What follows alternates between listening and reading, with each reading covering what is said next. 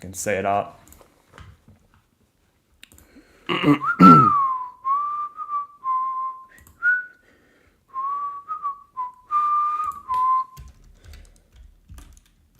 Live in. Oh, I just realized the main cam's on.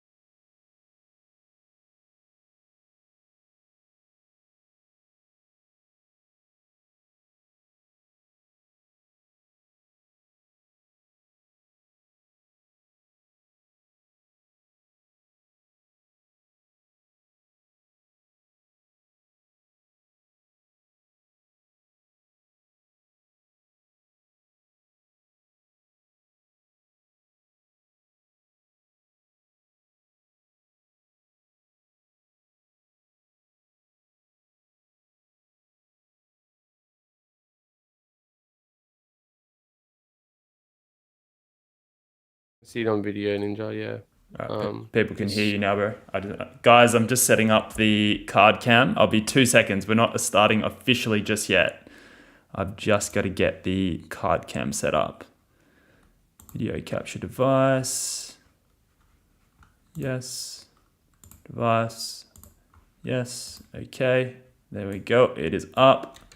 Let's make that a bit smaller. A little bit smaller. And a bit. There we go. All right. I think that's pretty good. Let's go back to the call cam and introduce ourselves. Hello, everyone. Sorry about the delay there. We had we didn't actually have any technical difficulties. It just takes a really long time to set up live streams because you've got to get all the different connections going at the same time. Can I just get a thumbs up in the chat if you're able to hear Jesse, our guest? Maybe say, hey, Hello. Jesse. How's everyone doing? Hope you're well. Thanks for having me. Yeah, what is Koimon says audio loop? What does that mean? No idea. Audio loop. I'm Oh, not sure thanks, what an Lux, for audio the loop money. is. Appreciate that. You're a legend. Oh, awesome. Very nice. Audio loop. I'm not sure. I'm not sure what audio loop means. Just let us know. Can you hear? Um, Can you hear us? Okay. It looks like It looks like the YouTube's still showing the original screen. We'll just wait. Yeah. Okay. We're getting thumbs up. I think that means we are good to go. So. Thank you so much for joining, everyone. Jesse and I have been chatting for probably the last month now, 3 to 4 weeks. He's been a yeah, massive help. What was that? about 6 weeks now. That's okay. He's keeping count, apparently. Yeah, I like to keep count. No, Love it. I don't really know, man. But yeah. Yeah, but it's been really helpful because I'm obviously fairly new to the Indie TCG scene. I've been starting Geopals over the last, I guess, year and a half. But relatively speaking, that is still fairly new to it all. And Jesse is a bit of a veteran in the scene. So I've been learning a lot from him. And we A figured, veteran. I love it. yeah, you are a veteran, man.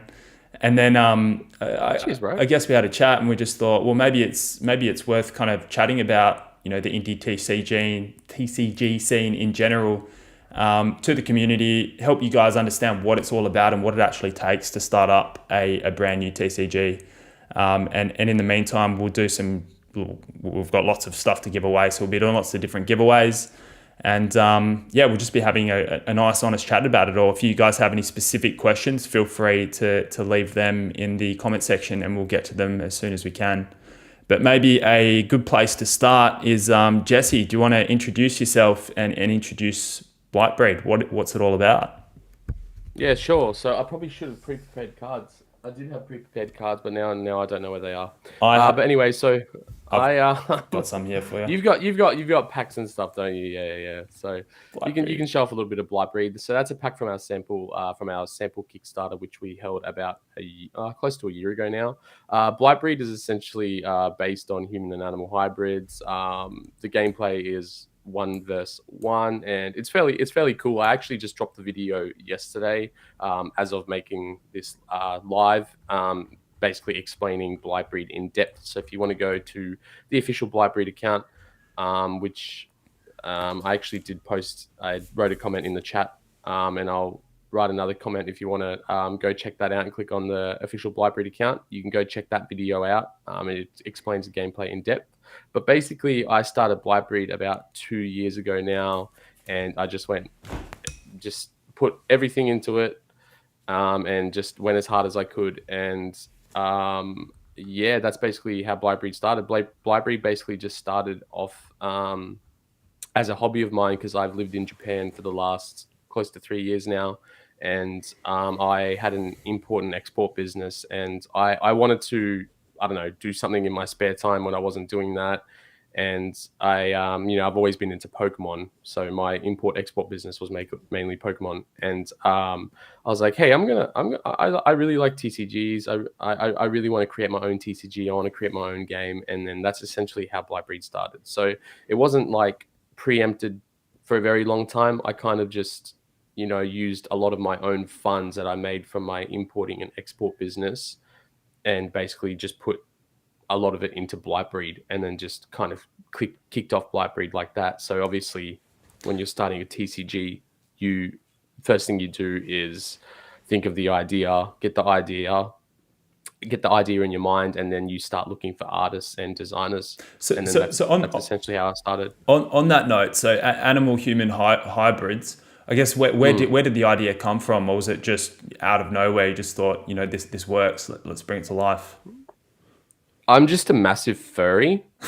So no, Nice. no, no, no. Which everyone says like Blightbreed the furry game. And everyone's like, oh, the creator always gets so offended when they call it a furry game. I'm like, I don't get offended. I just say it's not a furry game because it wasn't built as a furry game. Yeah.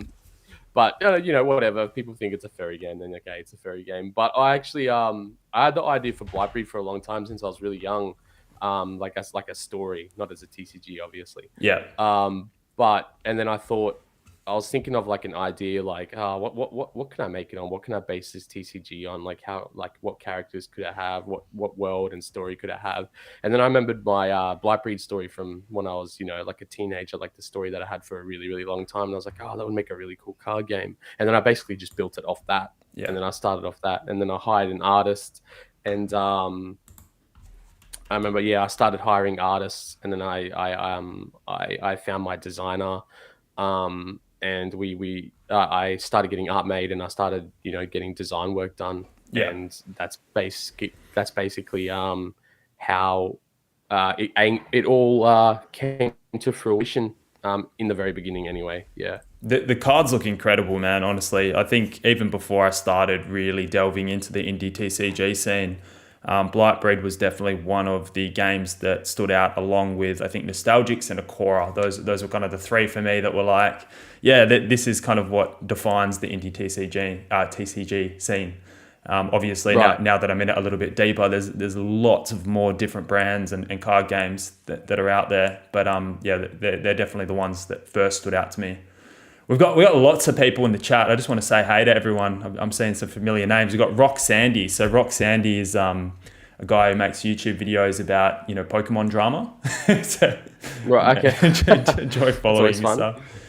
stuff. That's always fun. We got. I'm gonna put my glasses on because I cannot read the chat from where I am. 'Cause my webcam wants to zoom me out like 3 kilometers. Love it. So I have. Sorry, my webcam wants to zoom me in really really close. So I have to push my computer back like 3 kilometers so I can So I'm not like it's not like right on my eyeball. So I'm just gonna put my glasses on and read some of the chat as well. Yeah, you got How long is this going for? Pokey etc. Yeah, it's Pokey Grub, Muppets. We got lots of people. It's really cool to see all of you guys join and really really appreciate it. Just as a heads up for those of you who have just joined, this is Jesse. He's the owner of Blightbreed TCG. I'm obviously the owner of Geopals TCG, and we wanted to just have a live stream to have a chat about what the indie TCG scene is all about, and give you a bit of a behind the scenes view about what it takes to start up an indie TCG. I've also got, I keep looking at the wrong camera, but we got all these packs here. So in a second, I'm going to turn on the card cam and we'll start doing some giveaways as we're talking as well. Man, your card game's gotten so big that I found these via geocaching in Japan. So yeah, that's awesome, man. No, Jesse's an just avid went out hunter. and found them all. I was just like, oh, just one guy hiding all of them, and then I just went and found them all. You know what I mean? Like, and they'll already top loaded for me really nicely and everything. We do hide them in top loaders actually. So that's, do you? I mean, of course you sounds would. About right. But these were really really nice. Yeah, they'll hidden in plain sight, and I just went and grabbed in your letterbox. Yeah. yeah. In my letterbox, hidden in plain sight. It was amazing.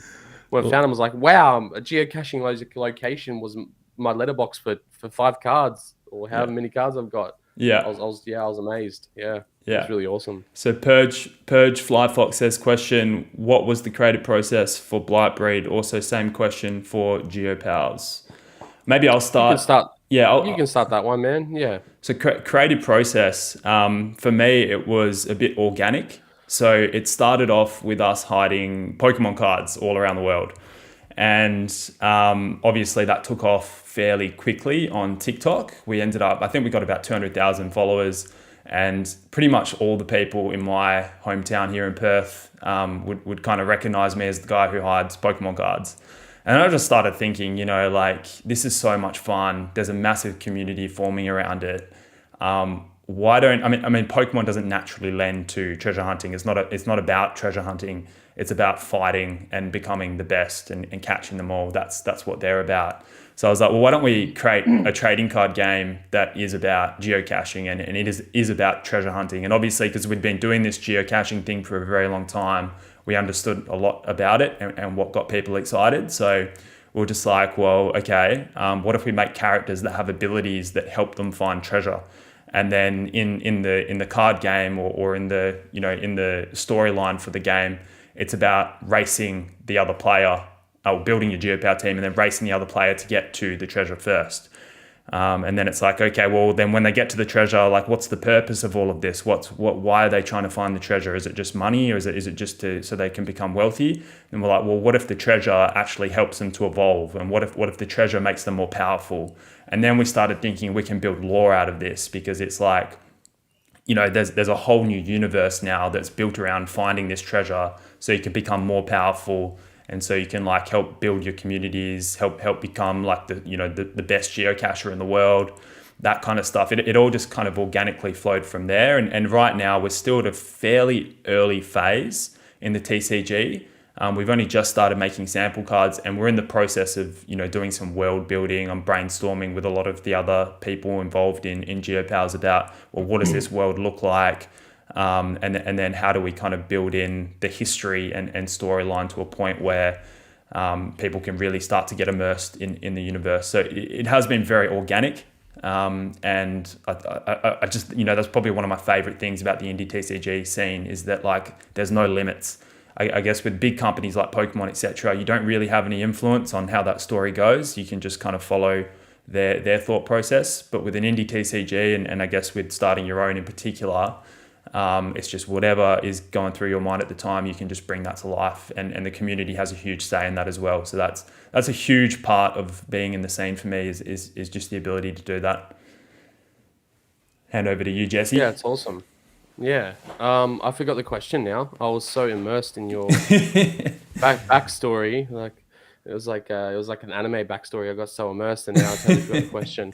So it's a creative process. So it's kind of, I guess what they're trying to get. There it is. There it is. What it- was the creative process for Blightbreed? Also, same question for Geopals. Okay. Yeah. The creative process.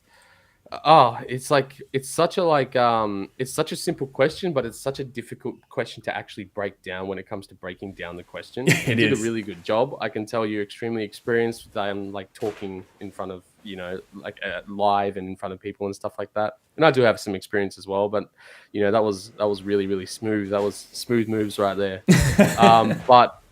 But the creative process for Blightbreed at the start was quite difficult because, I mean, as you said, I'd been in Pokemon for a very long time as well, in a different sort of area of Pokemon, so I wasn't like geocaching and stuff like that. Excuse me. So the creative process for me was kind of just learning how everything works in the beginning, like understanding um, how cards are made, where I get artists from, how to build a game, and basically how to get team members on board to help me, bring this dream and bring this vision to life. So the creative process for me started out with basically hiring, as I already stated a little bit earlier, was hiring an artist and getting a designer on board, and then basically really trying to bring the vision of what I wanted Blightbreed to look like and feel like when it came to the gameplay in the beginning. As you get further and further on with like creating a TCG, you learn more and more and more about how the whole process works and how everything works. Because at the start, it's like you're like a baby. Like people tell you things like, I won't get too in depth into the technicalities of how a card and stuff like that is made and printed, but like people tell you stuff, you want to print like test cards or like sample cards, as you yourself has done. um and people tell you like, okay, like companies, like printing companies, they'll say to you, oh, okay, please make sure you have like bleed on the cards and stuff like that when you send them through. And then you're like, excuse me, who's bleeding? What am I doing? Like what am I doing with this? What does that mean? So it's quite a lengthy process. And I don't think people realize how lengthy that process actually is. Which is one big thing. So, creating an indie TCG, it's all fun and games. It is literally all fun and games. It is really fun. It is exciting, but it's also extremely stressful and very, very time consuming. It can be extremely time consuming and literally take up 24/7, of your time. Um, and it's very expensive as well. The one thing that people forget, if you want to create something really special, and not just half-ass the project, it is very, very expensive to How actually. much have you spent so far? Well, actually, maybe a better way to put this is, how much did you spend before you made your first sale? Before Blightbreed was even on anyone's radar, I'd probably already pumped about 30k yeah, 30k USD into the game itself. So that was getting art designs, printing. It was a lot of money. It was yeah, I probably put 30k of my own savings, um, USD of my own savings into Blightbreed. Yeah, Where was Blightbreed's inspiration from? Was it Pokemon? Did you have other TCGs that inspired you? yeah, Um, I got really inspired by the indie TCG scene. So really early on, so I came into the indie TCG scene with Blightbreed really early on. So when I came in, there was like nothing, like almost nothing in the indie TCG scene. So there was like, obviously there was MetaZoo, which was the biggest. So MetaZoo was basically what, I would say this was bound to happen regardless of MetaZoo or not, like an indie TCG boom again. But MetaZoo was the one that really did kick it off, so I'll give him props for that. Um, but I got into like Blightbreed started like when there was hardly anything. So I think at the time when I started Blightbreed, there was like a Cora. There was something called some people probably know, like D Spirits, and then there was a little bit later there was like Nostalgics. yeah.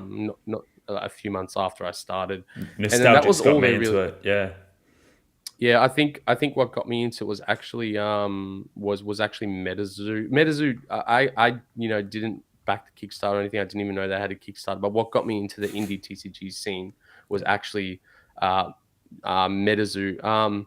I'm not a major fan of MetaZoo. There's nothing wrong with it. People can love it all they like, yeah, whatever. It wasn't that I was a major fan of MetaZoo. It was just I was very interested in like the creative process and of how they actually got this card game out there, and yeah. got it quite big in such a short amount of time. Obviously, they have some big names on board, but it really intrigued me, which is why I was like, I'm gonna, I can do this. I'm gonna make a card game. I want to make a card game. I've always been very creative with everything even when it comes to music and YouTube videos. I've been making like YouTube videos for a long time as well. Yeah. Not TCG related, but yeah, so that's basically what kicked off Blightbreed for me. And there was, as I said, only a very small handful of indie TCGs at the time, and now there's like 300 There's popping up every day. lots of them. But Lux says, what's the hardest part for Geopals and Blightbreed? But I also see comments saying that they want to start the giveaways. So let's keep the audience engaged, shall we? And yeah, sure, let's change the camera to the card cam, let's go. and you can now see I'm keen to all see. the I'm different keen to see. Blightbreed packs. And I know some of you guys are here just for the giveaway. Others of you want to learn about starting an indie TCG. And Lux, I will answer your question as we do this. But maybe a way to get the best of both worlds here is, what if we do giveaways as trivia based on answering questions that we've answered already during our chats? So we'll do Let's do it. it'll be the first person in the chat who can see the first correct answer that we can see. So there might be a bit of delay, etc. But the first correct answer will win the first pack. And I think the way we'll do it, we'll have each winner will get 2 packs of Blightbreed. So this is their Kickstarter pack. They're doing their Kickstarter pretty soon. That's our sample. Yeah, so they're our sample Kickstarter packs from about a year ago. So we released a full sample set with like ultra rares, and everything, and it's pretty awesome. Yeah, so that's our sample Kickstarter, and those packs are running out. So Yep. whoever I'm guessing if you pull like an ultra rare or something, you're definitely going to give it away, right, Aiden? Like 100%. I might buy it off them. Who knows? Come on. And then each person who wins the giveaway. So 2 packs of the regular Blightbreed packs. 2 packs. What do you call this one? The one with just 1 card in it? That's the rogue. That's the 2022 rogue set. That's 2022. And then each person that wins will win 2 Geopal cards as well. So we'll give maybe not 2 Discarfos. Maybe it'll be like a Discarfo and a Gripple, something like that. So okay, I think I've got the first question. You can say the second question. Jesse. Old Mate collects Blightbreed X Geopals collab card when. And maybe I'll throw in this as well. I'll give them a printout of the original Geopal sketches that we drew. Okay. Discarfo, is this an original Geopal sketch?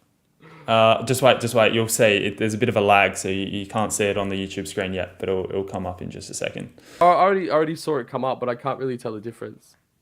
The paper with all the. It just came up. Yeah, it just came up then. Yeah. Showed off the card. I thought you were talking about the card that you showed off. Yeah. There's no lag in the chat, which is cool, but there is. Yeah, there is a lag with the thing for me. Okay, guys. So the first question. First, I want to see the like button get to at least 40. We need to get to 40. Yeah, make sure you share this with as many people as you can. Bring as many people into this live as you can, and let's start doing some giveaways. All right, let's do some giveaways. So the first question is, how much in USD did Jesse spend before Blightbreed made its first sale? How much money in USD did Jesse spend before Blightbreed made its first sale? It's like a school trivia day or something. Yeah, it's like incentivizing people to listen. Trivia day was fun. Yeah. Oh, there we go. Fusion 879. Yep, that was Fusion. The first comment I saw. All right, so Fusion, you're getting 2 packs of. I need scissors, don't I? I find it really hard opening. It would probably help, man. It would probably help, yeah. Make sure you cut right through the middle of the pack. Yeah. That's the best giveaways, I realize. Right through the middle of the pack. Love it. Is there a card trick here? Or is it just... right through. Is there a card trick? No, there's no card trick. So with the... what are you opening right now? You're opening sample set, yeah? Yeah. There's no card trick. So with the sample set, you can have anywhere from 1 to 5 holos. Generally, then there'll be like a UR or a rare. Yeah, like it's like a god pack, as everyone was calling them. Yeah. So this is really delayed. I don't even know what you've opened yet. All right, I'll read it out, and you'll know the names, right? You'll know the names. Okay, Smitty.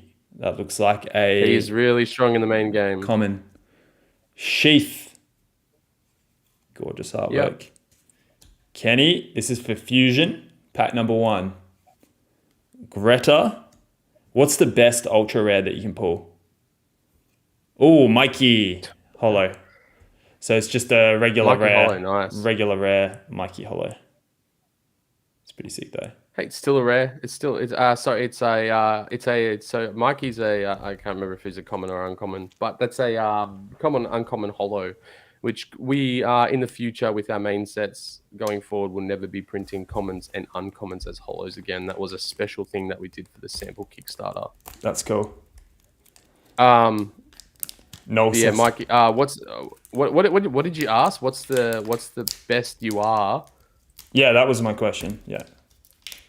You're setting me up for this because I'm gonna say something and then you're gonna be like, no, it's actually this.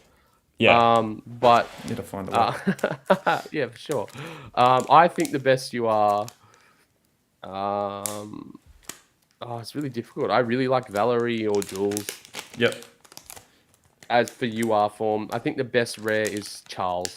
The best rare art is probably definitely Charles. Is there an ultra rare Charles in this pack? There is. Yeah. Yeah, there is. In that specific pack, I'm not sure, but in the sample set, yeah, there is. For some reason the camera on my phone isn't too clean. Yeah, you're actually when I look in our streaming program, you're actually kind of lagging as well, just a little bit, just a tad. Yeah, it's all right.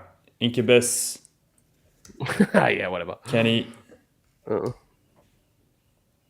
Kumakichi, Yeah, Luna, and Greta Holo. Just a regular. nice. Is it the rare? She's strong. She's very strong in the game. Is she? But yeah, she's not a rare. She's just a common or uncommon. Can't remember which one she is. So no ultra rares there for Fusion, but I'll get those sent out to you, man. Fusion's part of the Geopals Discord. Absolute legend. Love Fusion. He's been around for ages. I think he's been there pretty much since day one, almost.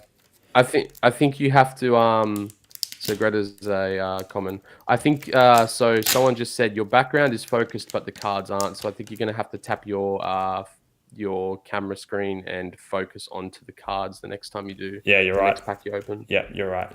Yeah. I really do need scissors. I'll get them. Okay. Yeah, man. I told you. So this cut through the packs at halfway. Okay. So this is cards in half. This is now makes them more valuable.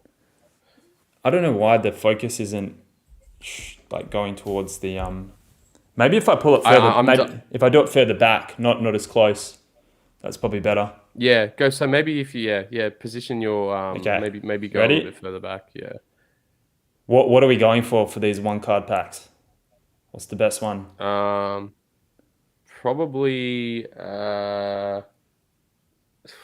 either a Charles or a Silas. Charles or a Silas. Okay. Lucida. They look cool though. I mean, they're all rogue rares, so they're all really, really cool. Like our rogue set was really, really awesome, and the art from is just insane. It took a very, very long time to get all the art for the rogue set. So there's 6 cards in the rogue set, and getting the art done. Here's another perspective, to put it into perspective, how long it can take. To get it all done properly and get the card designs done. I think our rogue set took like 2 months to do, and that was just 6 cards.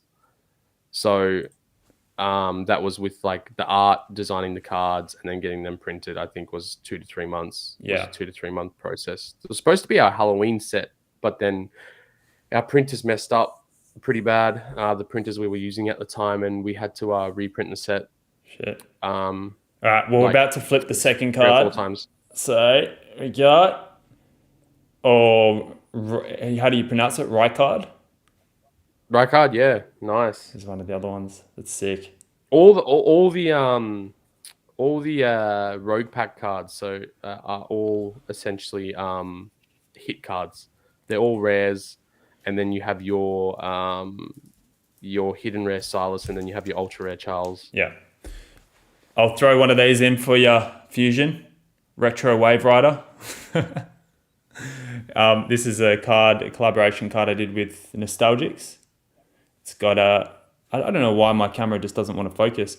It's got a Pokolotto said, "Are you using Droidobs?" Droidobs. I'm not sure. There's a little refocus button at the top of your phone if you are. Is that the 3? Oh, okay. No, that just is a zoom thing. I just saw the collab card on the screen. That works. Why is the video delayed but not the chat? That's so weird. But yeah, if you push it back like that. No, I've got it, man. It's all good. It's all good, I think. All right, there's a bit of a delay, so I don't know what's going on for about 30 seconds. on the video. That's all right.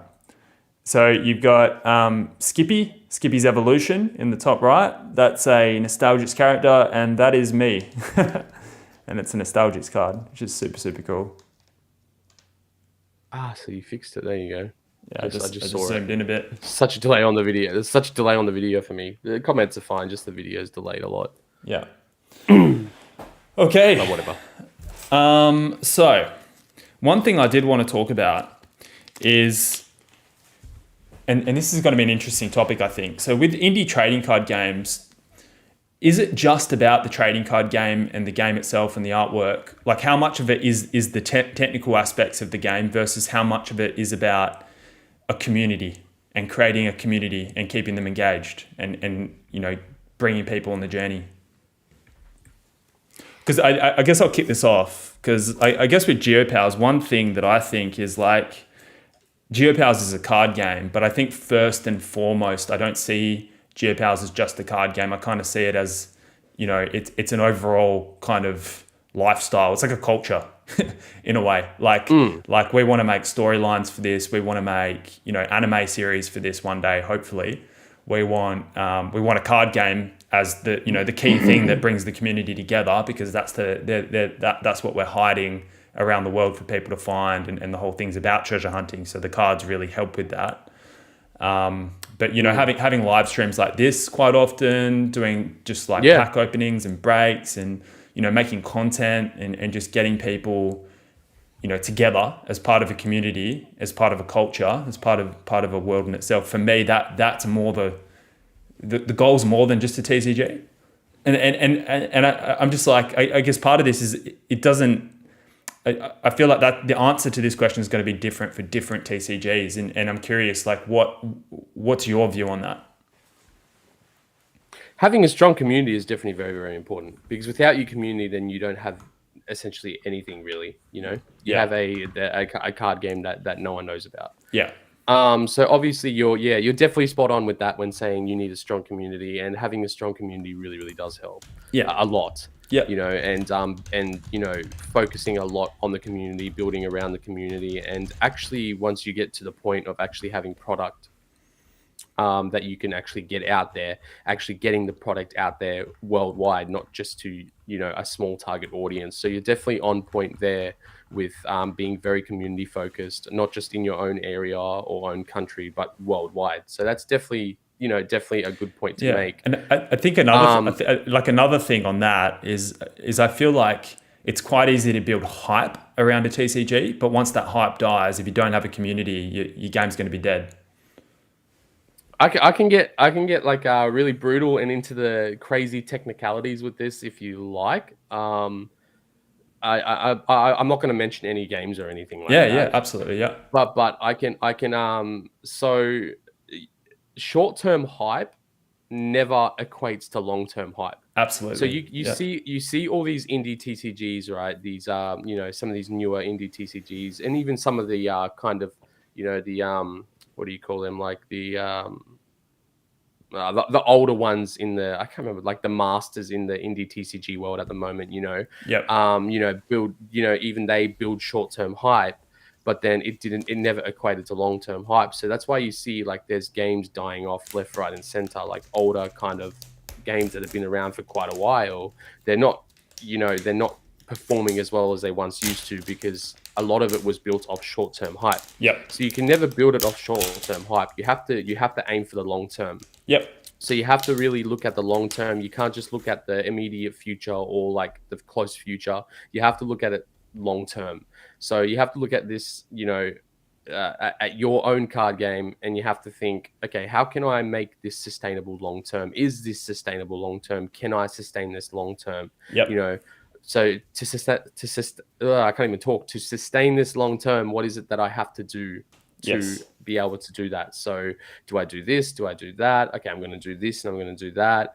And I think it's very important, as you said, your community and the people that support you are very, very important, right? Of course, 100%. But I also think having a good playable game is just as important. It's part of it. For me, it's about, if you're trying to build a culture then one thing that you really need to be able to do in order to build a culture. I just saw you pull that rare, Jules. You've seen the delay, yeah. But one thing you really Yeah. need to do to be able to build a culture is, have ways to engage people. And I think a game is a key thing that you need to have to be able to engage people and to create that culture. But I think there's more, there's lots of different ways to do that. And I'll give you an example with Geopals, for example. Like, we're having treasure hunt team-based treasure hunts. So it's like we don't need a game because we're still working on the game, right? Like, that's only going to come towards the end of the year, maybe next year. It's constant, man. Working on the game is constant. It's constant. But in the meantime, like, we can still have a community and we can still build this culture through like team-based treasure hunts. Get everyone into teams on the Discord, and then we hide cards around the world. Whoever finds the most, whatever team. Yeah, they're actually talking about the teams in the comments now. They're already talking about it. I was so confused. I was like, "What is that?" Yeah, so that's what triggered this thought, and it's like whoever finds the most cards each week wins, and the winner gets a page of the comic, the first Geopals comic, which has a code on it, and that code can be used once you get all the pieces of the comic. The code can be used to redeem a trophy card, so it's almost like a tournament, like Geopals' first tournament, without being a card game tournament. It's a geocaching tournament. But then we bring the game. That's awesome. Yeah, but then we bring the game in later, and then it's like, okay, then you got multiple avenues to kind of achieve that community that you're kind of trying to build and achieve that culture that you're trying to build. So for me, it's like, the game is part of the big picture. The game is a crucial part of the big picture, but it's not the only part. Yeah, of course. So don't get me wrong. Like the game is definitely a crucial part and a big part of the picture, as you just said. But yeah, there is obviously even Pokemon does it. Like even MTG did it. All these games still do it. People still want the collectability aspect of your game, right? Yeah. So people still want to collect. People don't just want to play the game because there's collectors and there's players. Let's say it's a 50-50 split. You want to appeal to both audiences.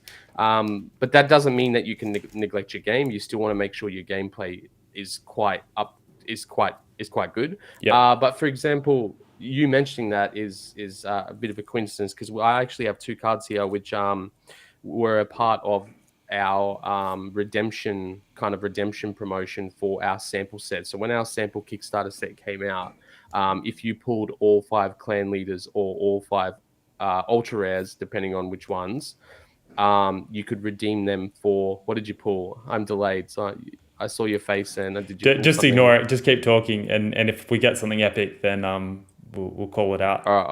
And guys, while I'm opening these packs, what I'll do is we'll open them and then we'll give them away afterwards rather than before. Nice, yeah. So I think this works better because then I can just keep opening packs while we talk, and then at the end we can give them away. For sure. So as I was saying, we had like a redemption process. So if you pulled 5, say you had the sample Kickstarter packs and you got all 5 of the standard rare clan leaders, you could redeem it for a 1 in 50 card and a numbered 1 in 50 card, which is this card right here. It might be a little bit blurry. These are the only 2 I have. This is Alora. It's probably a little bit blurry and I'm sorry about that if it is. But she is a 1 in 50. Can't really see it down the it's kind of focusing in. Come on, camera, you can do this. You can do it. I believe in you. Anyway, so that's how 1 in 50 Alora. So that was for the redemption card, sealed redemption card for our standard rare hybrids. And then if you had 5 ultra rares, if you got all 5 ultra rares, you could have redeemed them for a 1 in 25 Anubis, which is that card here. That's sick. So that's a 1 in 25. You can't fully see it. You need to just go back a little bit because I've cropped the image a little bit. Right. Yeah, that's better. That's better there. Yep. That's good. Yeah. If I pull it up, you can probably see the 1 in 25 as well. Yeah. Maybe if my camera decides to focus, but that's a hidden rare. Yeah. I'm just going to run and get some scissors while you're talking. Yeah, you're all right, man. So that's they were our 2 redemption cards. So since Aiden said that I'm kind of cropped, I'll put them a little bit closer and you can see that they were our 2 hidden rare redemption cards that we had for our sample Kickstarter sets. That's the amazing Alora and then that's the Anubis, however you like to pronounce it. Let me just have a look at these comments. Those are some sick cards. Thanks, Stego. Appreciate it, man. I'm back. Oh, scissors are so much easier. Amused cars, love that, Anubis. Thanks, man. Yeah, there you go. You got your scissors. Now you cut the packs in half, every single one. Love it. Those packs are running out, man. We're running it like there's not many sample or rogue hybrid packs left. Yeah. So I mean, open them, of course. It's cool to open them, but there isn't many left. That's all right. You know, the point of this is to open them and give them away. So Yeah, for sure. that's fine. I mean, you know, it's no fun if they're sealed. Yeah. Anyone else have any questions in the chat? Definitely try to answer those. Zera, Greta. We'll do a giveaway soon as well, I think. Awesome. Greta, Serene, Blake. Still want an ultra rare. And Yolanda. How many ultra rares are there across the sample packs that you In the sample set, in the Kickstarter sample packs are five ultra rares and 5 rares. Yep. And there's also the hidden rare Uji, which Yep. I don't think you're going to pull. I'm sorry to say, Aiden.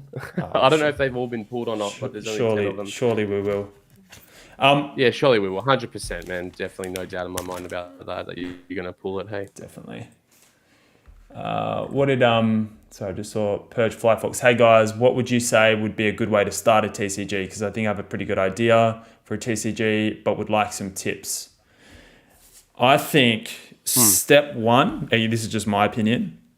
Step one is try to build, a community around maybe some artwork or some storytelling or something like that. You really want, a couple of people by your side as you take on the pursuit. So, create an Instagram page. I think that's, for me, step one. Create an Instagram page. Start trying to communicate your vision. You can do that through storytelling, making some, comics. They don't have to be professional looking. They can just be sketches or whatever you want. Start piecing it all together. And then once you start getting some traction, once you start getting some people following and saying, hey, I kind of get what you're doing here. Let's try and take this a little bit further. Then you can start maybe hiring, professional artists to draw your first card, and then maybe get a couple printed with a semi-professional card manufacturer.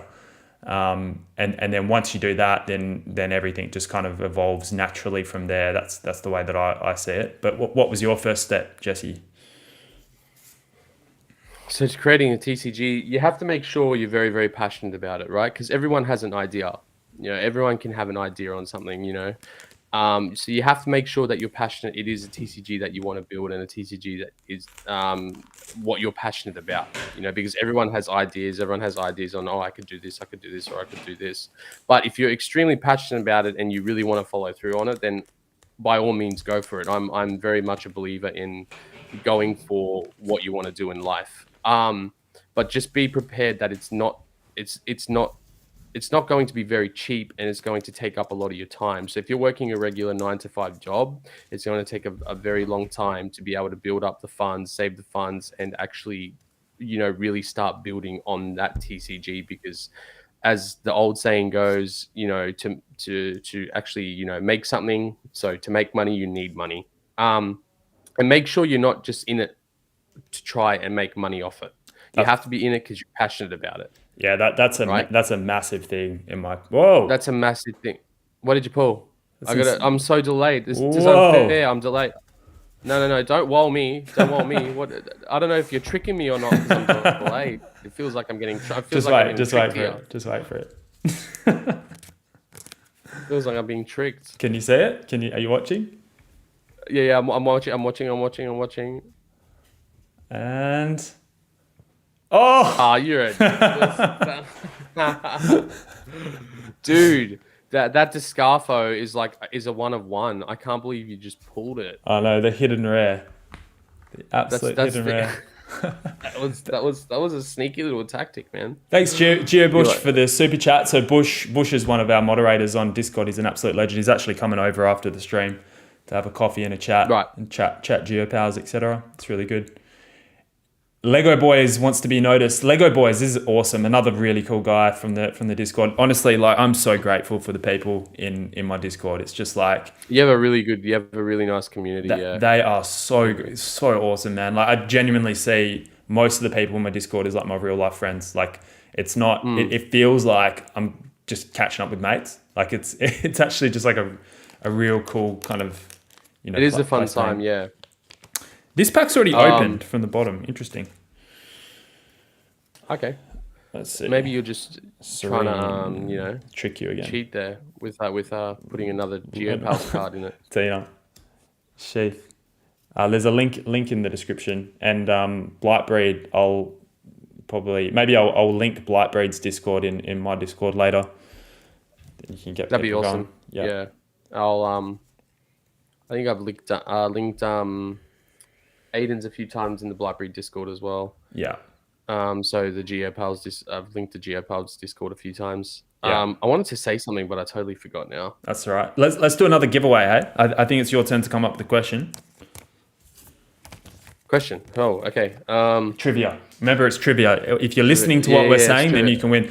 And we're going to have to do maybe 2 or 3 different questions, or 3 different questions. We need 3 different questions. You asked the first one. All right, I'm the one talking, and I don't even know a question to ask. Alma's here. Alma, how you going, man? Good to see you. I hope everything's okay. Old mate Collects is here as well. Old mate Collects is super supportive. I love that guy, man. He's unreal. He's I just saw him. Actually, he's a good dude. Just before we do the giveaway, I just want to talk about this a little bit, because I think, indie TCGs and how it's been blowing up recently. Lots of people are making indie TCGs, and you see some pretty Appreciate you, Foxy Ruby. Yeah, you hear some pretty big names in Pokemon say like, it's all about money. There's all these people coming in just to kind of get a cash grab, etc., etc. Like these card games won't be around in a long time. I think, I strongly disagree with that sentiment, and there's a couple of reasons for that. One, yes, there are some TCGs, indie TCGs that are in it to make money. Those indie TCGs will fail. No doubt about it. I noticed you, Pain One. Sorry. He's asking to be noticed. I noticed you, man. DT. I don't know how to pronounce your name, but I noticed you, brother. Yeah. Pain One. Those indie TCGs will fail solely for the reason that, it's not a profitable industry. Like if you're coming in as an indie TCG creator in the short term, you're going to lose a lot of money. And, a lot of people don't realize that. So those people will go away eventually, 100%. And 2 is, because we have more indie TCGs forming and we get, a bigger overall scene, a bigger overall community, I actually think that's going to make us grow stronger in the long term rather than it, flooding the market. I see indie TCGs as a community of its own that's getting bigger and bigger and bigger. It'll get more and more structure around it over time. And then eventually, I think that, the scene will actually really thrive once it has that structure and once people understand what it's all about. Because I think, definitely. The thing I like about it's not about money. Like that's the biggest part of the indie TCG for me. For you and for me as well, it's never really been about the money, right? Sure, making money is great. If you make money, it's awesome. Everyone loves making money, but it's never really been about the money, right? It's always been about how can I make the best TCG possible? How can I make the best game possible? How can I make the best looking cards and the most collectible cards possible that people really like, right? Yeah. But before I go on a tirade with that, let's do the trivia. Let's do another giveaway. Let's do the trivia. I'll ask the first question then, if you want. First question. Didn't you just ask the first question like the last first question? You were struggling to have a second question, so I was going to ask. All right, go on, Aiden. Go on. All right, go on, brother. Go on. Okay. All right. Second question. I haven't even asked one question. All right. What? You're struggling for your 5th question. No. All right. Go on. For the second pack of Blightbreed that we opened, what did we pull? It was a rare. What did we pull? Oh, I know that one. Can I enter the giveaway? That's the question. Whoever gets it wins. Can you put Geopals in South Australia, says Mitchell. I'll give you a clue. Don't give him clues. No, it's giveaway. Come on. Second pack. The card, it was a female hybrid. It's not. It was a rare. It was a rare female hybrid, right? It's not Mickey. It's not Lusa. Mikey's not a rare. Mikey's not a rare. Mikey's not a rare. Descarfo. Oh, yeah, he pulled a Descarfo from the back. No, Mike. No, don't. You're ruining it. People know who Jules is, man. You've just said it. People know who Jules I still is. haven't. I still haven't seen it in the comments. Jules, but you okay. got like Pokemon. You got Pokemon in here. JDR. You got Old Mate collection here. JDR under SCA. JDR, shoot me a message on Discord at the end, and I'll make sure that I send these out to you. You got yourself a Jules and one of the other packs as well, and we'll do another one. I've got Stego first as naming Jules. I've got JDR. Oh, Stego. No. We go off. No. You scroll up a bit further. They've said it twice. Oh, right. You're right. Yeah. Okay, yeah. So I've got JDR now as well. Yep. JDR. Sorry, Stego. Close one. I try to have you back there. I was trying to get your sneaky little free win in there for you, but JDR got you. JDR's actually awesome. JDR's been a major Blightbreed supporter since the beginning. So we're just I pulled this out the wrong way, but Rykard, and then Rykard, another Rykard, right? And we'll do one more for JDR. I don't even know what I'm looking at, man. It's like I'm looking at like in the past. It's like I've time traveled to the past. That's all right. Just gonna have to be patient. Do it the wrong way again. I still want to pull an ultra out. Patience is my middle name. Creating TCG. Patience is my middle name, brother. Right card. But So that's JDR. JDR, just shoot me a message on Discord and I'll get that sent straight out to you. Nice one, JDR. Thanks for being here. JDR has been a major supporter since the start. Can you please put Geopals in South Australia, Adelaide? The artwork is fire. I think what Aiden is doing is he's aiming for Antarctica first. Yeah, it's going from the coldest places to the warmest places. So we start in Antarctica and then we're moving the hunt series to other cold places. Then eventually we end up at the Sahara Desert. So I think it's Antarctica, Sahara, and then the Amazonian area. So yes, we will hide them in South Australia. To answer your question, we have dedicated treasure hunters in different states across Australia. For now, we're just going to do it in Australia, and then eventually we're going to try and expand it into other countries. But we will get it to South Australia at some point soon. We actually have. Hey Bush, I'm good, thanks, man. How are you? Hope you're well, brother. Smitty, Kenny, Sarah. Any other questions, guys? We got an ultra rare. No, I'm delayed by about 47 days. What is it? All right, I gotta wait. I got my patience. I gotta see this. What ultra? Gonna have to give that away, hey? I've already got one. Up to you, man. If you've already got it, it's a Valerie then, right? Yep. Yeah, if you've already got one, because I remember you pulled the Valerie in the last live that you did. Yeah. Oh, look at that Valerie. Look at that sparkle. That's gorgeous. Oh, what a nice card. She's one of my favorites. How did you choose your holo pattern? So that's something that I'm interested in, just the printing process in general. I basically went, I want that one. Yeah. That's pretty much what I did. No. So it depending on which company you print through, there isn't really many holo patterns you can choose from unless you're using a specific printer that we both know. Then there's quite a few holo patterns you could choose from. But if you're not using, so I'm just, I'll just name drop like Creative Holo. Everyone knows Creative Holo. He's one of the biggest, printers in the Indie TCG scene for small portion printing. Yeah. He has a lot of holos generally to choose from. If he has them on stock, and if he doesn't have them on stock, he can order them in. But once you're doing mass printing, you literally only have like 3 or 4 holos to choose from companies and stuff like that, because they don't stock a lot on hand. And so it was like, hey, here's 4 holos, choose your holo. And it's like, man, these kind of all suck. Do you have anything else? And then what's that one? Might be like, what's your one called? What's that called? That holo? Yeah. I think it's called Miniature Sparkle. Or Mini Confetti. Yeah. I'm gonna do a poll to see what people prefer, because I'm curious. I would love to know. Well, you've got Cosmo, don't you?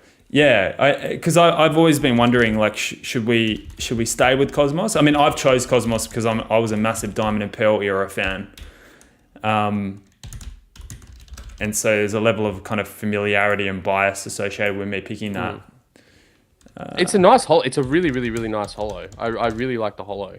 Yeah, You know, like I think the Cosmos holo is really, really nice. I've just done a poll. Oh, sorry, it says yes and no. I don't know. I couldn't get rid of those. Favorite holo, yes. No, Cosmos Holo or Mini Sparkle. People are clicking yes. Yeah, okay. It'll be interesting. I will be interested because I was thinking, like, with the full art cards, if I should... even. It's pretty even, man. It's like a race. It's like a race here. Yeah, it feels like I'm looking at a drag race here. It's back and forth, back and forth. Put them both up. Oh.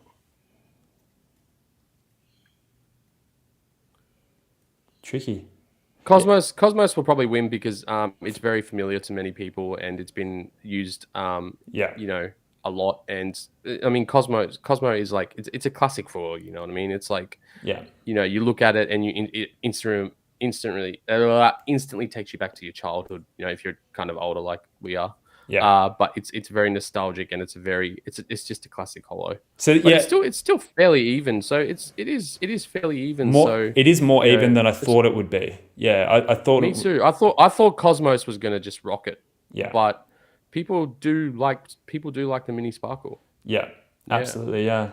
Because I was actually thinking, like, once we make full arts and stuff, should I have different, like, holo patterns for different cards? But I think with full arts it's probably okay, but I don't want to mess around with the holo pattern too much outside of that because I just think otherwise the set loses its identity fairly quickly if you start messing with the holo pattern too much. Yeah. I mean, so I mean, when if you do like a full art, you can change up the holo. You know, I don't think there's any issue with that. Yeah. But I mean, if you like the Cosmos holo or like the Cosmo holo, I don't think there's any issue on using it on all your cards. Like, I don't think there's any issue. Yeah. Alma says, could you do different holos for different card rarities or too difficult to print? It's definitely not too difficult to print. I think it's, for me. It's so if you look at the, if you, it just depends. Like, okay, so even if it is like, sorry to cut you off, Aiden. No, it's all good. So even though it's even Cosmos, let's say it's a Cosmos holo, depending on which printer you go to, the Cosmos holo is going to look different. And you know, maybe the Cosmos holo isn't going to be as high quality. Yeah, so there's a lot of low quality. There is a lot of low quality. Cosmos. So China is a massive place that copies Cosmos holo at the moment because I mean Metazoo uses Cosmos, right? Do they? I don't think they. I'm not sure that they do. No, they use the Star one. So it's still a Pokemon holo. It's still a Pokemon holo, but I think it's an Starlight or something. I think it's called something. Yeah, different. It's like the original. It's like one of the original Pokemon holos. Yeah. Yeah. So the Valerie text is hard to read with the full card art. Is it hard to read, Aiden?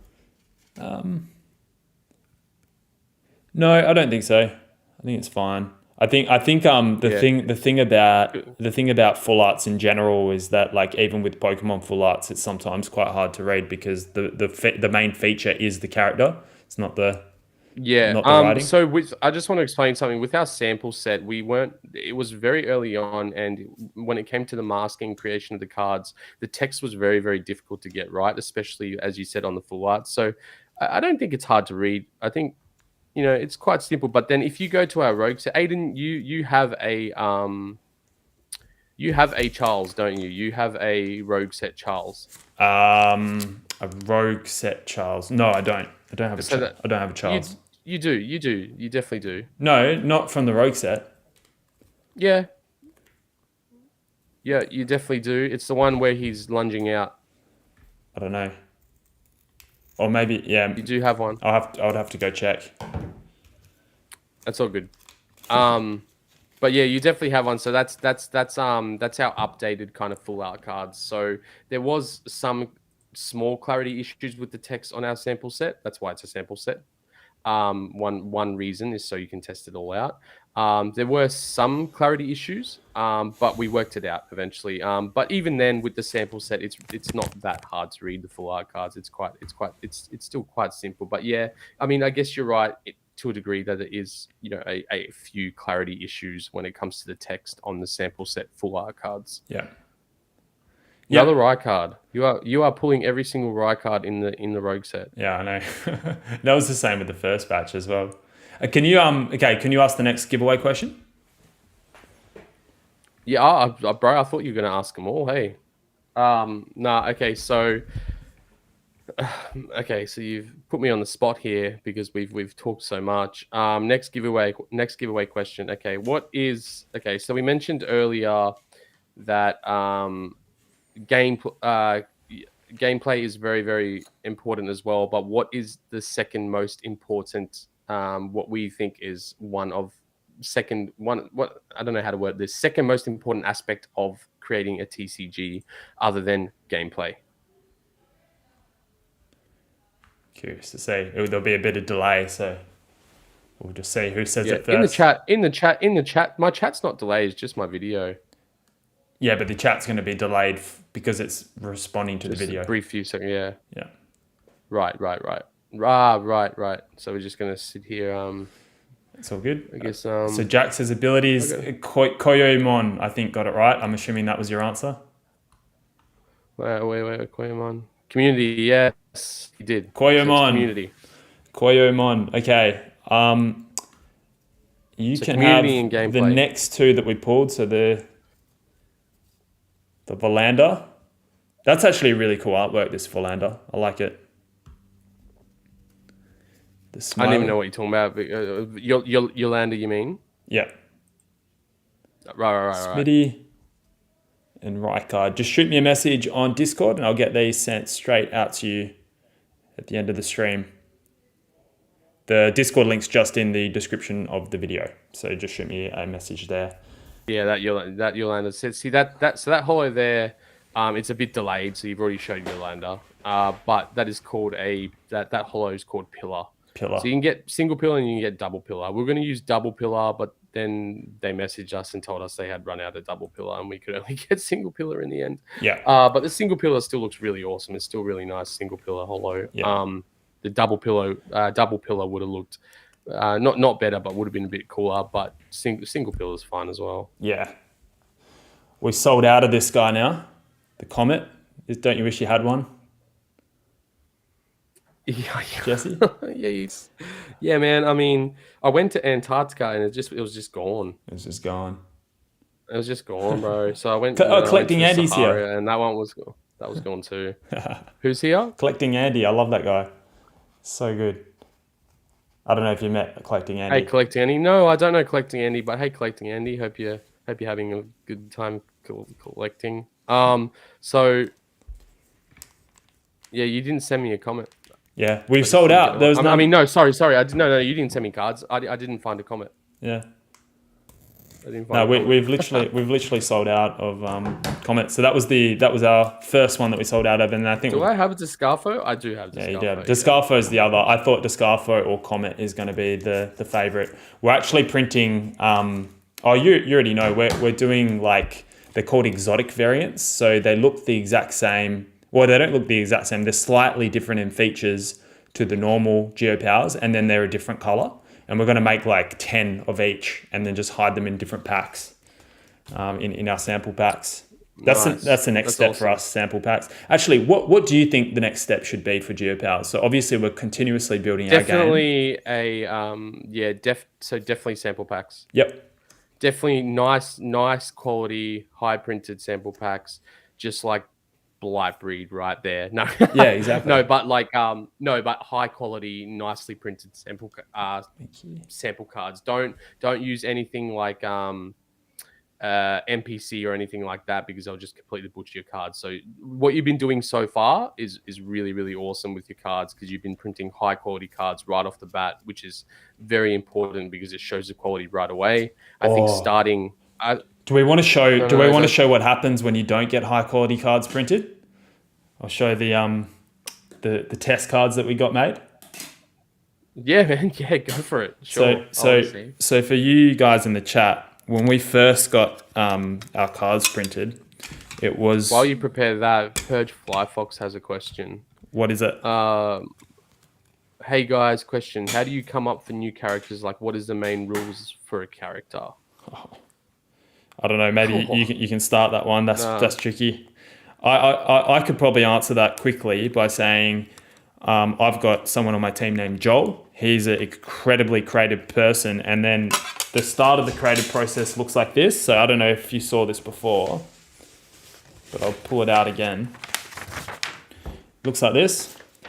So he did research on a bunch of different like obscure animals on just Google, and then he just uses his creative mind to add features to them that help them to find treasure. So he gives them little features that he thinks would work well in a game. So the features, they can use their features to help them get to the treasure. So he just did all these little sketches. And then we have another illustrator. So Joel does the concept work. And we have another illustrator named Corebird. And he is just like a creative genius. Like he's ridiculously smart, or creative. So Joel gives the sketch, and then Joel sells the vision to Corebird and kind of what he's trying to go for. And then Corebird brings it to life, and he does an incredible job. And just while I'm on that topic, this is what happens when you don't use high quality printing. So when you don't use high quality printing, this can happen. It is shocking. I haven't seen it yet. I'm delayed. Just wait. But, you will see it soon. But I'm waiting for the cards. It was funny when you said that. I saw you were still showing the piece of paper with all the cards on it. Yeah. And I was like, oh yeah, that definitely does happen if you don't use high quality printing. These are our test cards. So before the samples, and we didn't use Creative Holo for these. Okay, I can see them now. But there you go. That's a bad Cosmo foil, and then look at that. Yeah, look at that. Yeah. Rippling right there, that rippling effect. So that means that the cards peel, the layer of the Holo layer is peeling off it. Yeah. It's funny though, because it is a low quality printing, but the card actually pops in color. It's got really nice color. Yeah, the color's really good. I agree. Yeah, like the card, like it is a very low quality print, and I can tell it's a low quality print, but like the card's actually really nice. Yeah. Like the color and the clarity of it is actually quite nice. Stego says you should sell them as error cards. Bulb Cave's here. Yeah, hey, Bulb Cave. I'll just I'll do the same thing. I'll bend a whole bunch of Blightbreed cards and then sell them as errors. So you're looking forward to your Kickstarter? Yeah. So let's talk about that. Talking to me? Yeah, let's talk about that. Or is there someone else doing a Kickstarter in the I'm talking to you. comments? No. So I want to check these votes though. We're at 50 votes. Cosmos Holo has just taken over, 41% to 27%. I hate all you guys. I quit. Bye. No. Okay. So no, I love you guys. I love everyone. Thank you. I love all the community. So yeah. So our Kickstarter for our main set Convergence is launching next month. Just Kickstarter, not the set. We still have to get the set made. Composed and printed, but the Kickstarter for our main set Convergence Alpha, so it's the Alpha set, so there's going to be the Alpha and then either a first edition or unlimited after it, is actually Purge Flyfox Sparkles for life. I agree, I like the sparkles. Cosmos is cool too, but I like the sparkles. I like both. Cosmos is very nostalgic, but anyway, so next month is our Kickstarter. It's meant to be May 9th. That I'm not saying we're pushing it back yet. It probably won't be pushed back. But there is another TCG launching on the same day, which I didn't know at the time. We didn't know at the time of announcing our launch of May. Man, I'm mixing up my words here. Of launching on May 9th, we didn't know that there was another TCG actually launching as well. So we don't want to step on anyone's toes, and we kind of want to, give everyone their own, time to shine. So if worst comes to worst, we might push it back a week or two towards the end of May. But as of now, it's May the 9th. As of now. But if, we decide, we're not going to step on anyone's toes, we're going to let it have Man, you're pulling all the Rye cards. I'm seeing this like delayed, and it's just Rye card after Rye card, man. Like, do you have like a hang up on him or something, or what's going on here, bro? So, so, so, like, I know he's a cool card, bro, but you can stop pulling him from packs, you know. But yeah, so at the moment, as it stands, it's the 9th of May. It's April at the moment, right? Man, you lose track of time, you know, working on TCG 24/7. But yeah, oh man, you just put another Rye card. I'm just watching this. Like everything's getting updated, man. Like, can you like stop? Can you? He doesn't like he's like, you're an attractive person, but like I don't know why Rye card has such a hang up on you now. Like, what's going on here? Next giveaway. Yeah. What? Yeah, next giveaway. So let's keep this rolling. What's the plan date for Blightbreed's Kickstarter? What was the original plan date for Blightbreed's Kickstarter? It still might be the original plan date. It still might be. It's always going to be the original. Currently, it is still the original plan date.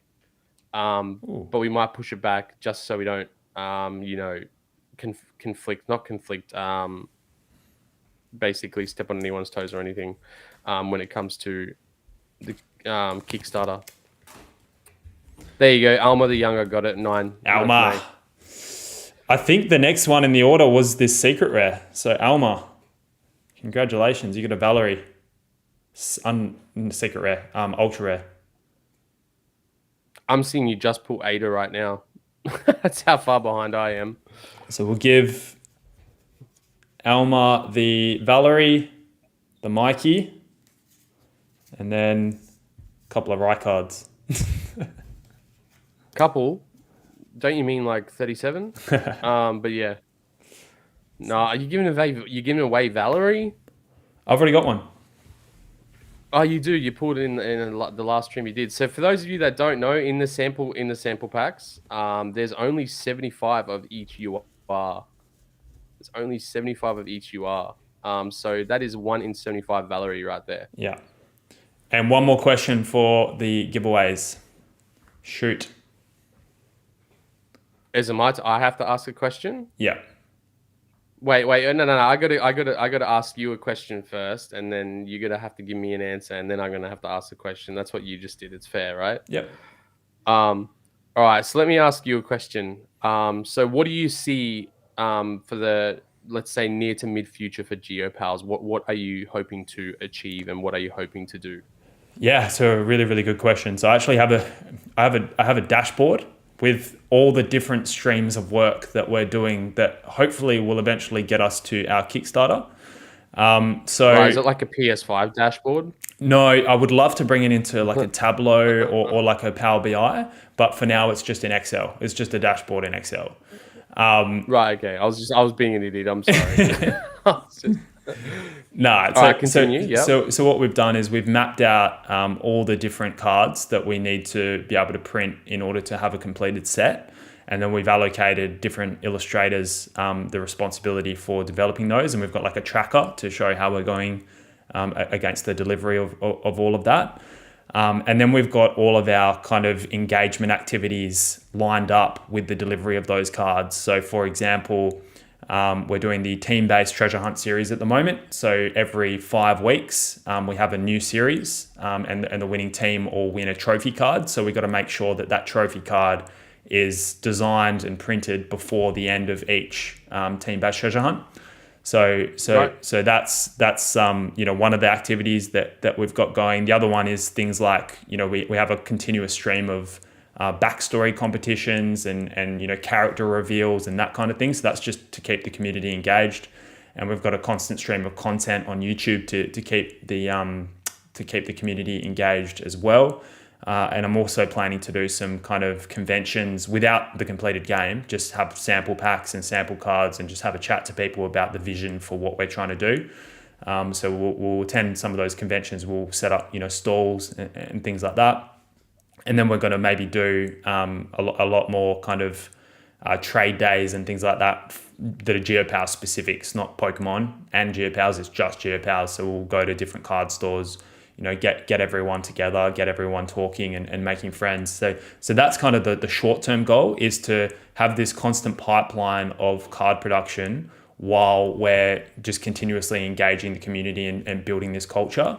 Then in the background, and probably this will take another 8 months or 6 to 8 months, is we're slowly taking your advice, Jesse, and setting up a tabletop simulator, a TTS, and we're going to slowly start. Definitely need a tabletop simulator. Yeah, and I think a lot of people, even myself personally. Anyway, I'll get to that in a second. What I wanted to actually ask you, this is a smart ass question, and you know why. Are the geocache cards that people can find out in the wild ever going to be different to the cards that people can just buy off your website? Yeah, so we talked about this already, just for people's context. So we've added a little stamp. So I don't know if you remember the Pokemon EX era, but they had the reverse holos had a little stamp on the holo section of the cards. So the ones that we hide for the next round of cards that we're getting printed will have that stamp. The ones that you buy won't have that stamp. So there will be a differentiator.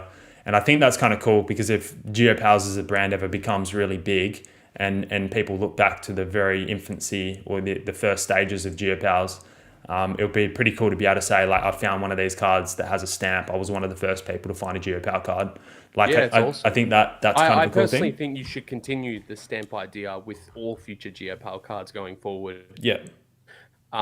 Even once you release main sets and stuff like that, because the geocache cards are very limited, right? Yeah. So going forward, I think you should continue having that stamp. That's just a personal opinion, because it makes, it shows people, collectors and stuff in the community, and people can show it off and go, look, I found the card. This is an actual geocache card from, Geopals. Yeah, exactly. And it's, again, it's just another way to engage people. And Hatbee's just joined. So Hatbee's been doing some animation for Geopals, which is really cool as well. Another way, Hey man, never met you before, but hey dude. He's really awesome. And his team's awesome as well. So he's making some animations to help make the geocache series more exciting. So he shows me walking between different countries, as an animation. That's awesome. And so it's just really, really cool. Bringing it all together, man. For me, it's just like the game's super important, and we're working on that. The artwork's super important, and I think we've got a good stream of that going already. It's really just about keeping people on the journey and making sure that we are adding value to people's lives. That's actually, for me, what it's all about. It's about adding value to people through the game, through the community, through live streaming, through helping people make friends through the community. All that kind of stuff's what it's all about. Sure. Definitely. Community, gameplay, all that is very important. Art is very important. Everything coming together is very important. Everything needs to come together very, very quite precisely and quite perfectly for it to work out really well. Exactly. If it doesn't all come together, it just falls apart. Yeah. And that can be devastating if you've been working on the game for such a long time, and then you do something goes wrong, and then it all ends up falling apart, and you have to kind of try build it back up again. Yeah. This is last sample pack, by the way. Last sample pack. All right. So wait. So I guess this is the question, right? We'll just give it away afterwards. No question. No trivia question. No, there will be. Yeah. So ask some questions, and then we'll give away the packs. All right. Let's do a trivia question. So at the start of the question that I asked Aiden earlier, I asked him, what's his short to mid-term goal, and he said that he has a dashboard that he uses where he puts everything together. What dashboard is that he classifies as a dashboard? Which program does he use to compile everything that he does for Geopals?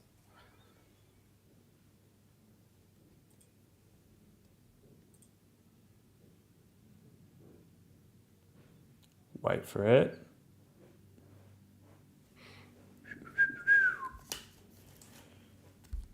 Kickstarter. Kickstarter. Excel. I mean, that counts. That's going to count. Excel. Does it count? Does it count? Okay, it counts. All right, it counts. So I think, so Infinity Goat got that right. Excel. Infinity Goat, shoot me a message on Discord, and I'll get that sent straight out to you. Yeah. Blightbreed. Nice. I absolutely hate Excel. I can't stand it. But that's just me. I love it, man. It's my favorite thing in the world. Oh, dude, yeah. I mean, same. Did I say I didn't like it? I meant to say I absolutely love it.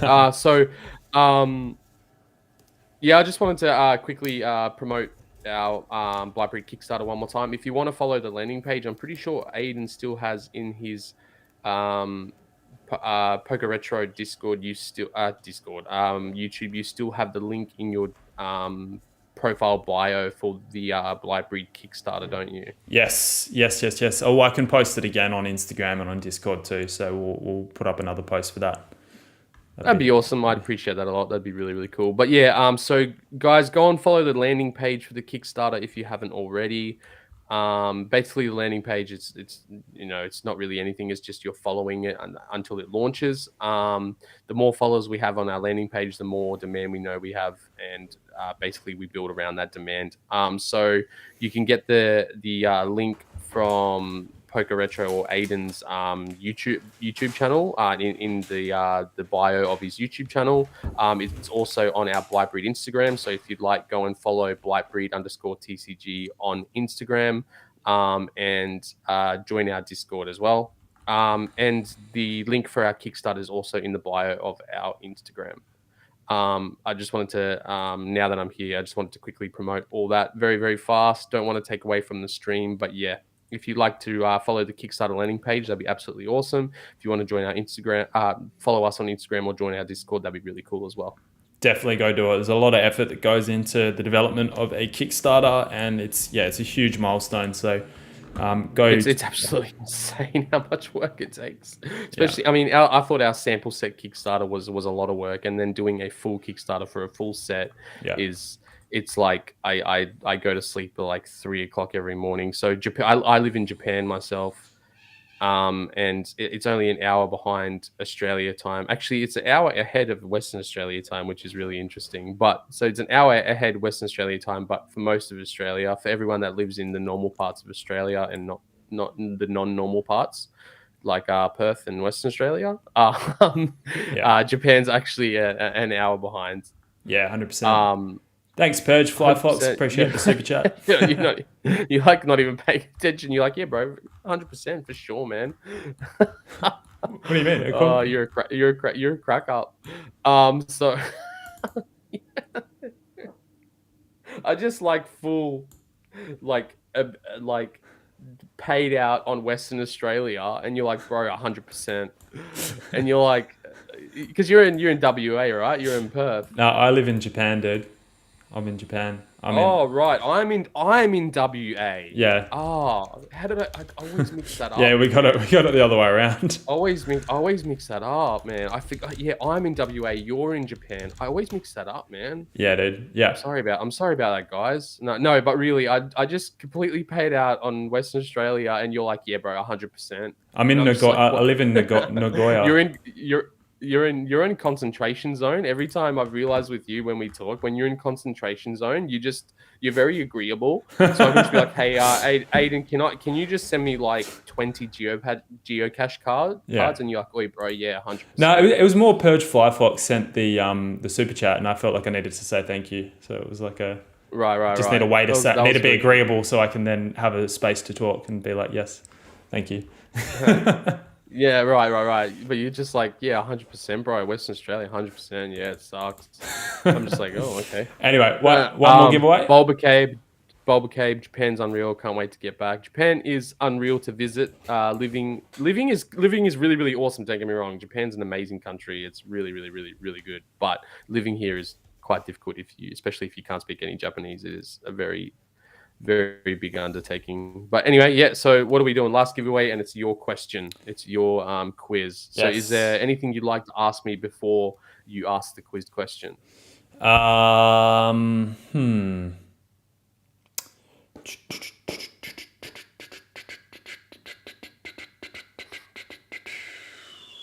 What's a good question? Next time, Okay, no, I've got it.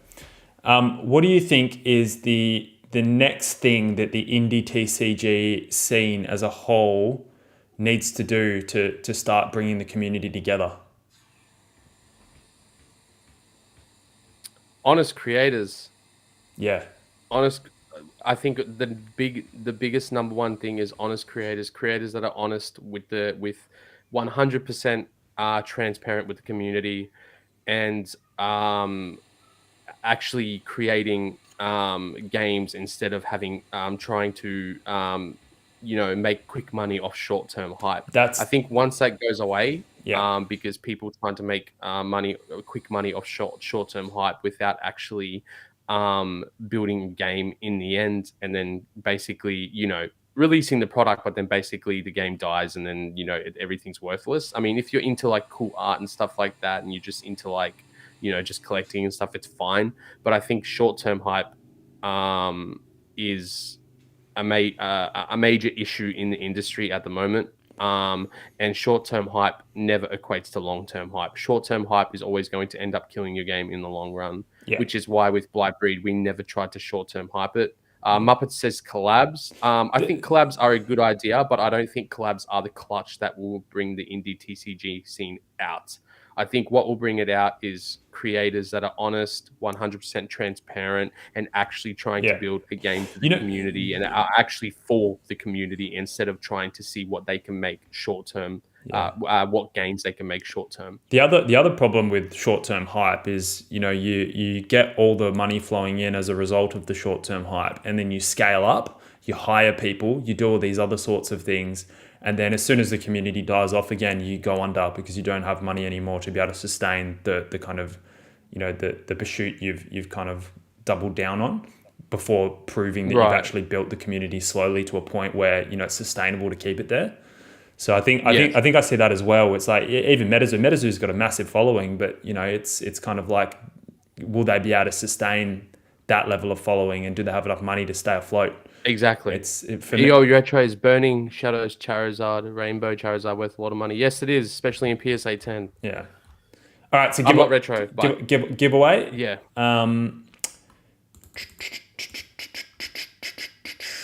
Keep, All right, yeah. So your question then. Yep. Yeah. My question. When did Blightbreed launch their first Kickstarter? Dude, have I even said this? I don't even think I've mentioned Nope. Someone's this. gonna have to Google it. And be as quick as they can. We'll give them another 10, 9, 8, 7, 6, 5. Constant support. That's it, Lux. That's exactly right. 2021 is correct. Let's be a little bit more specific, though. Yeah, you got to be more specific. Right? Month. No, it wasn't. No, and it wasn't 2021 either. It wasn't 2021 either. Blightbreed started at the end of around the middle of 2021, but the Kickstarter wasn't actually 2021. Gypsy got 2028. 2028. Yes, you're right on point. 2028 is when Blightbreed and Geopals actually takes over the world. Is that Captain Sway? I think Captain Sway got it 2nd of December 2022. December 2022. No. No? No. That was only like 4 or 5 months ago. No, it was the Kickstarter. When did the Kickstarter? When did the product get delivered? And I think it was before 2nd December anyway. January 2022. There we go. Bulba Cave got it. Bulba Cave. All right. Yes. January 2022. Bulba Cave got it. November 2019. Foxy Ruby was when Blightbreed was officially was when I started showing off Blightbreed. But January, February 2022 was when the first Kickstarter launched. But Bush says he said it first. I said it first. I don't know. Who knows? I don't know if he's kidding or not. He'll be here in a second anyway. So he says Jesus. He says Jesus now. Yeah. All right. He's like, oh Jesus! I said it first. If you said it first, I apologize. But I mean, you're going to be meeting up with Aiden anyway, aren't you? So I'm sure Aiden can give you a nice, I don't know, punch in the nose or something for getting it right. All right, I'm gonna. I love tap to the nose. I love tap to the nose, and then here's a pack to make up for that. Sorry. I'm gonna have to get running, man. But no, really good chat. Running, man. No, I've got right. people coming over and stuff. So, Yeah. No, really good chat. Again, everyone, please make sure that you go and follow Blightbreed's Kickstarter and social medias. So his Would really Kickstarter, appreciate it. Would yeah. really appreciate it. Thanks. I just wanted to thank everyone. It was nice to meet you all. And yeah, so I know a few of you, like, I think I've talked to Bush a few times. Really nice guy, really great guy. I've talked to, like, Pokemon. I saw Pokemon in here earlier. She's really good. But it's also great, and all mate collects and stuff like that. But it's also great to meet all the other people that I haven't actually talked to yet. So nice to meet you all. Thank you so much for dealing with my ridiculous, over the top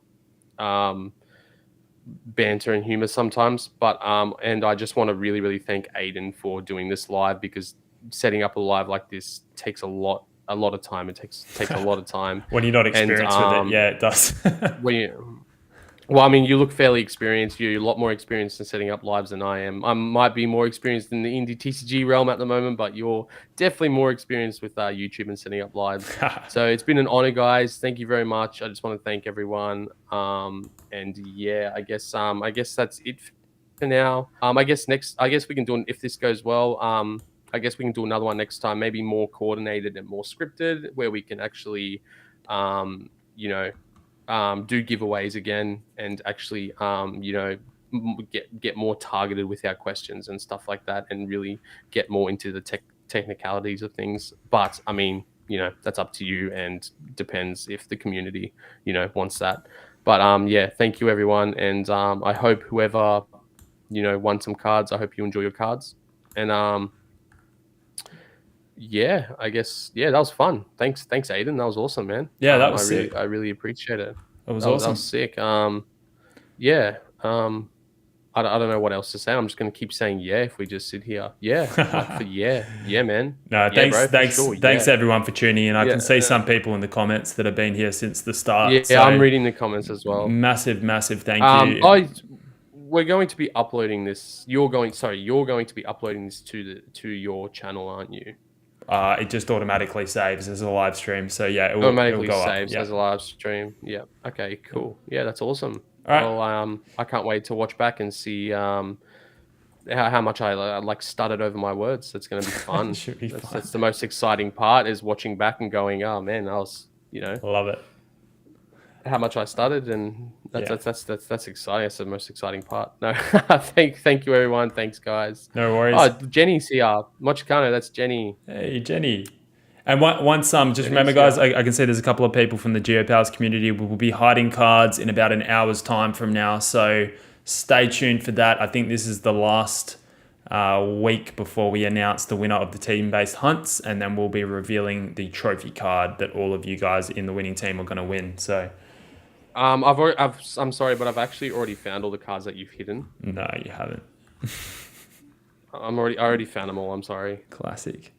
I actually really like these cards. These Geopals, they actually look really, really, really nice in person. And the Cosmos Holo that is used on these is really nice. Cosmos Holo is really clean. Yeah. I've seen some Cosmos Holo and it looks like absolute trash, but this is, I know whose Cosmos Holo this is, and this is a really absolutely stunning Cosmos Holo. Super nice, eh? Absolutely stunning.